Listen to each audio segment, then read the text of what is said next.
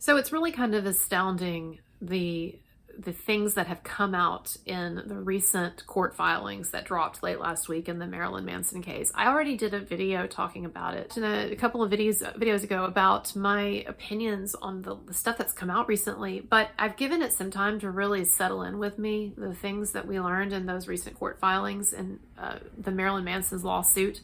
You know, he's suing Evan Rachel Wood, his ex-lover, and her co-conspirator and ex-girlfriend, Illma Gore. He's suing them both for a range of things, but basically for constructing a Me Too style hoax against him that led to his cancellation.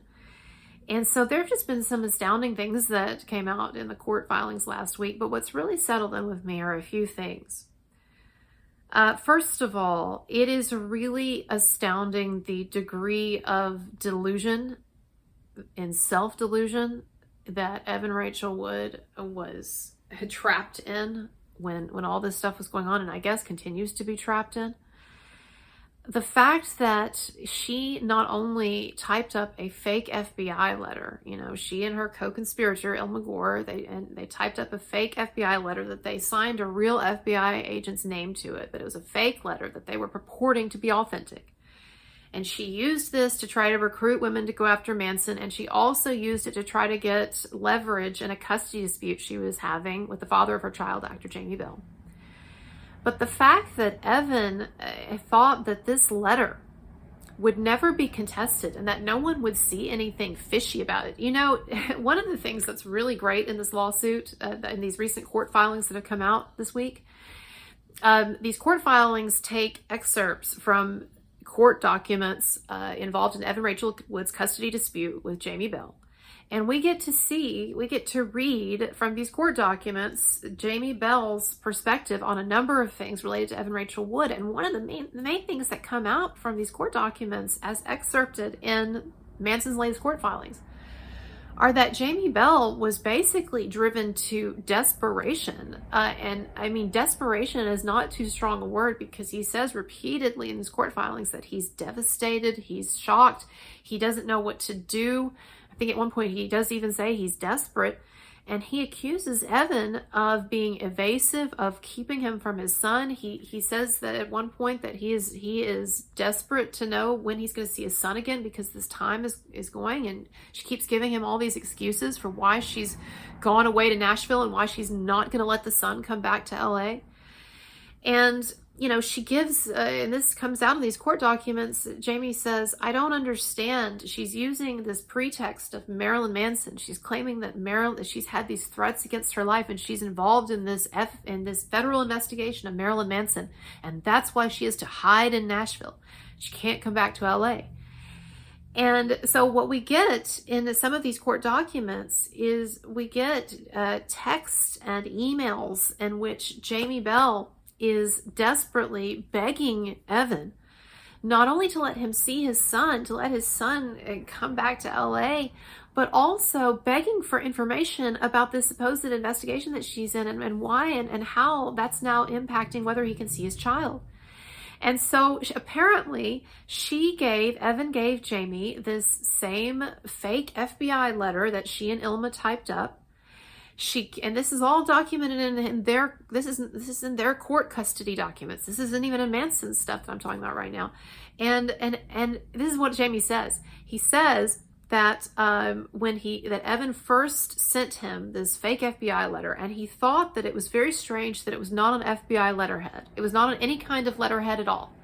You know, what kind of this was supposed to be an official government document sent to verify these things that Evan Rachel Wood was saying. And it wasn't on letterhead, no letterhead at all. And then Jamie said that at first when it was sent to him, it had Illma Gore. It had Evan Rachel Wood's co-conspirator and ex-girlfriend, the other woman Manson is suing. It had Illma Gore's name at the top, right? But then Evan Rachel Wood realized that that was wrong, and she hurriedly deleted that and then sent him one with her name on it. So at this point, Jamie is saying, hey, there's something wrong here, because she sent me this document that's supposedly from an FBI agent, and it's supposed to be very official, and it's not even on any letterhead, and it's got, initially has her random girlfriend's name on it, right? And then she deletes it, and then suddenly it's her name. None of this makes any sense. Well, so anyway, and this is I'm gonna tell you something that sounds just so crazy, but this is in the court documents with Jamie Bell and Evan Rachel Wood, their custody stuff, and it's stuff that Manson's team has replicated, right, and has presented in the latest court filings. At this, Jamie Bell sees that there is a number for this FBI agent, and the FBI agent's name supposedly was Michelle Langer. That was the name that Evan and Illma provided on this fake document. And so Jamie sees this number, this work number apparently for this person, and so he wants to call and verify it because he wants to know why it is that his son is going to be indefinitely withheld from him. And by the way, if you look in Manson's lawsuits and you see these different emails and messages between Jamie Bell and Evan Rachel Wood, it is just heartbreaking. And at one point, he even says he's heartbroken. It is heartbreaking to see the degree of evasiveness and the way that she shrugs him off and she ghosts him and she manipulates him and she keeps stalling him with all this fakeness, and then she'll dissipate this fake evidence and BS, and then she'll ghost him for several days. And he is desperate. He's even trying to track down the assistant so he can get in touch with her, because he wants to know what's going on with his son, and because Evan has just thrown this craziness into the mix that he had never heard of about how her life and Jack's life, the child's life, is being threatened. It's all in the court documents. It's being threatened by Marilyn Manson, supposedly. And so you see him, begging in these court documents, in these excerpts from emails and messages. You see Jamie Bell just begging her for information, and she just shrugs him off with stuff like, shine on. I thought that was the worst. So there was an email where Evan Rachel Wood is responding to Jamie Bell's pleas for information on his son and that they can resolve the situation.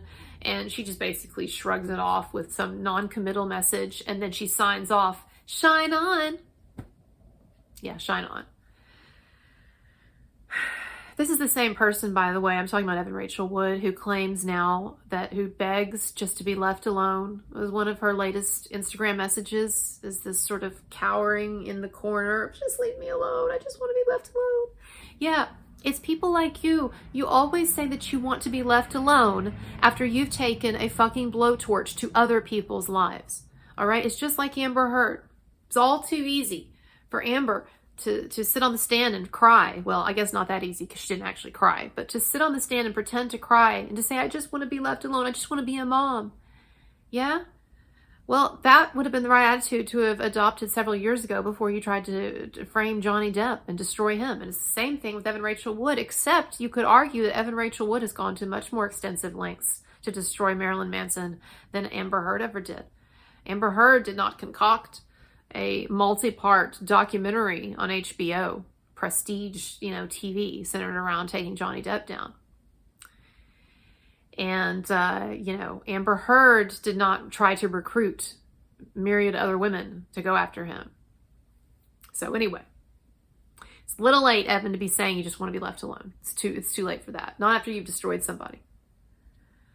So Jamie Bell is begging. And so anyway, the point is Jamie Bell gets the number for this Michelle Langer, this FBI agent, and he calls her as any good parent in this situation would do. Okay, this is the letter that Evan gave him. And Evan, this is where I'm saying the degree of delusional thinking on Evan's part and on Illma's part is astounding. Because it didn't seem to have occurred to Evan that Jamie Bell would be suspicious of this weird looking letter on no stationery, and that Jamie Bell would call this number and then he would find it suspicious when he had to keep calling and no one would answer. So Jamie Bell calls this number, he keeps calling, no one answers, okay? Finally, he gets the message from some random person that he's been calling the wrong Michelle. That, yes, I am named Michelle, but I'm not the Michelle Langer that you're looking for. Let me give you a different number. And so he calls that different number, and guess what? It turns out that's not Michelle Langer, FBI agent either. I don't know how it resolved because we don't see that in the lawsuit. It's not included in there. I guess he just gave up. And by the way, this person that Jamie Bell called when he was trying to get this number that he was told to call that was on this document, the supposed Michelle Langer. Well, one of the things that Marilyn Manson includes in the latest court filings, we have a copy of a text that is between Illma Gore and the friend that Illma Gore apparently, that Evan and Rachel, one of their friends, that they apparently put down this person's number as Michelle Langer. And so I don't know if this friend was aware beforehand or not that they were going to use this person's number for their fake FBI letter, but at some point they became aware, and then guess what? Jamie Bell calls this number because he's looking for Michelle Langer, FBI agent. And then not only that, but Sean Hawley, Evan Rachel Wood's own attorney, calls this fake Michelle number looking for Michelle Langer, looking for this government agent. So what we can deduce from that is that Evan Rachel Wood, she lied to her own fucking attorney. She must have given that stupid fake FBI letter to her own attorney. I don't know. I think that's pretty funny. I just think it's funny, the idea that you've got this high-powered attorney, Sean Hawley, defended O.J. Simpson back in the day, was on that team, and Lindsay Lohan and some others, and she's having to call up these fake FBI. She's sent on this wild goose chase on this hoax just along with everybody else, right? She's having to call and look up this fake government agency. That was another thing that I loved about what Jamie Bell said in the court documents that Manson excerpted. He said, yeah, and I looked at. He said, I was given the number of this violent crimes government agency, and he said, I don't think that actually exists. It was a fake agency too. I mean, it's not funny in the sense that Marilyn Manson's career has been utterly destroyed by this, and these women, like the crazy girls in the Crucible, are just dancing around having a ball. It's not funny in that sense, but it is funny in the sense that, to a degree, Evan Rachel Wood and Illma Gore and a number of these others, they are the gang that couldn't shoot straight. I mean, look, one of the other things, and I talked about this already in a separate video with Celtic Iron, but one of the other things that you just can't help but laugh at, in Marilyn Manson's latest court filings, the text, the direct messages, private messages between one of Manson's accusers, Ashley Morgan Smithline, Ashley Lindsay Morgan Smithline, however many names she has.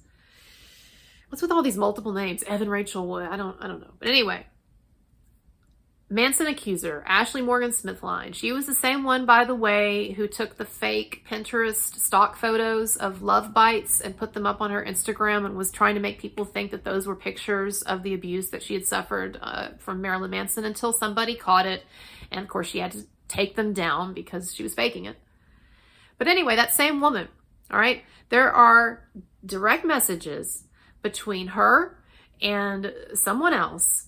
And you can see they're screenshotted, direct messages, and it is her account. Now, she has recently claimed that she was hacked. She hasn't denied that it was her account, all right?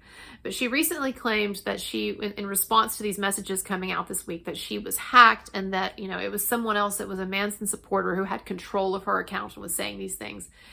It's not true. I know it's not true. I can't go into why, but Manson himself does give us verification in the lawsuit, and you can see the evidence there that this is her account, and it was an account that she used.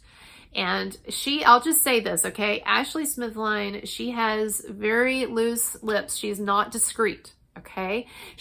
I have talked to her over Instagram. I didn't get anything as juicy as some of these other people apparently got from her, but I got enough from her. We interacted enough, and she said enough things that I thought were problematic from her perspective for me to totally believe that she was incriminating herself in these direct messages.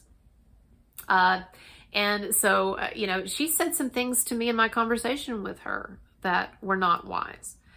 So anyway, my point is that in this conversation, she admits several things, and it's pretty jaw-dropping, okay? This is one of Manson's main accusers. She says that she was pressured and basically roped into and deceived into a number of the measures that she has taken against Manson. Now, it's not clear from the text that we are given whether she is saying in these DMs that she had totally lied about Manson and that the whole thing was made up in a hoax, or that there were aspects of it that she didn't want to contribute to, that were lies, and that she got roped into or was pressured into or forced into. All right, I'm going to be honest with you. That's not clear to me looking at it.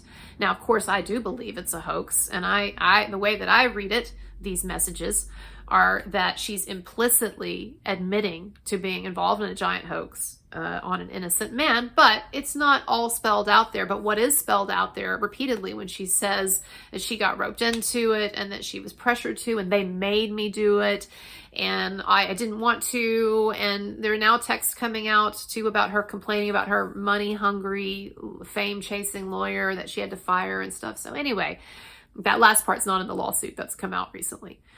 But there's enough in there for it to be very clear that this is a woman who has engaged in a number of activities and a number of statements and interviews against Manson, and has said things and done things that she did not want to and that she did not feel good about. And also, the other thing that she admits to is that she was on ketamine, that she was whacked out of her, whacked out of her mind on ketamine. No, she says that she was messed up on ketamine during a very notorious interview that she did on The View, where she could barely get some sentences out.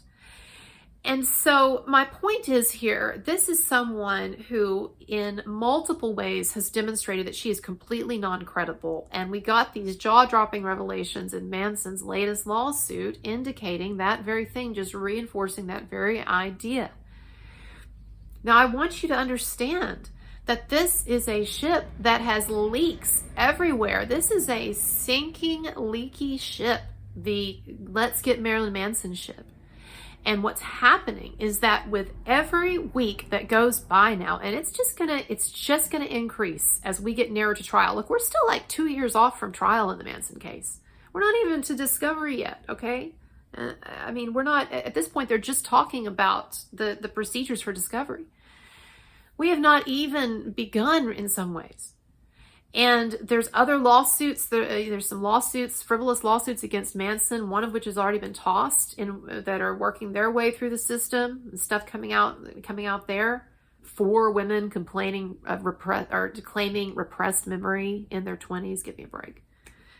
So look, my point is, this ball has just gotten rolling, and already there are so many issues with each and every and all of the accusers.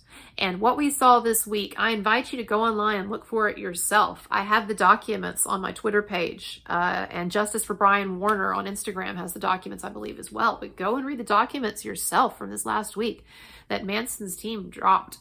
They brought the receipts. These are not just assertions. Unlike what you find in the lawsuits of some of the accusers and what you find in Phoenix Rising, Evan Rachel Wood's propaganda video, Manson's team actually did bring the receipts. All right. I'm going to be covering this all week. I'm going to be putting out other videos. I've got one update with Johnny Depp and Amber Heard. I have a couple of philosophy videos. I have an Elvis video, but I'm going to be doing a ton on Manson. I'm going to try every day to be putting out new stuff on these Marilyn Manson case developments. All right. Like and subscribe. As always, my Patreon and PayPal links are below and all of that stuff. All right. Bye-bye.